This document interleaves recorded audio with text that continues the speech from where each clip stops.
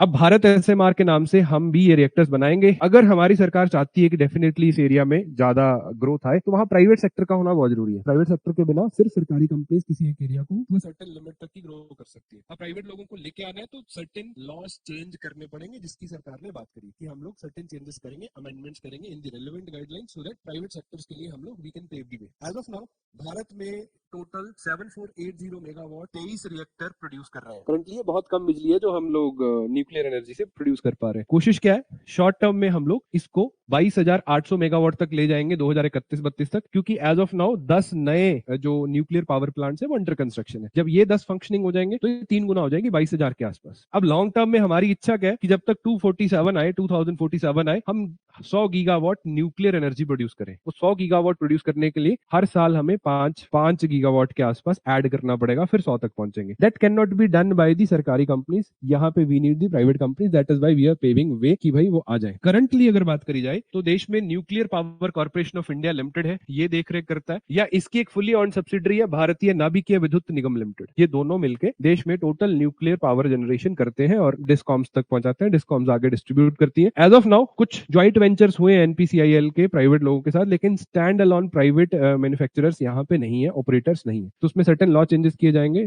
Policy making changes किए जाएंगे, सो that private sector यहाँ पे इन्वॉल्व हो सके। और उसके लिए 20,000 करोड़ का फंड भी दिया हमने कि स्मॉल, जैसे चाइना ने बनाए ना छोटे छोटे मॉड्यूलर रिएक्टर्स, वो तो ऐसे बोट्स पे ट्रक्स वाले छोटे छोटे और बहुत छोटे रिएक्टर्स बना दिए। अगर रिन्यूएबल एनर्जीज को देखा जाए तो one of the stable renewable energy nuclear energy ही है। भले ही आपको इसके रिस्क दिखते हो, वो है, दैट्स अ वन पर्सपेक्टिव, लेकिन बाकी आप देख लो, विंड एनर्जी है हमारे पास, सोलर एनर्जी है, हाइड्रो इलेक्ट्रिक एनर्जी है। कोई भी एक वेदर डिसरप्शन इन तीनों सोर्सेज को डिसरप्ट कर सकता है मेजरली।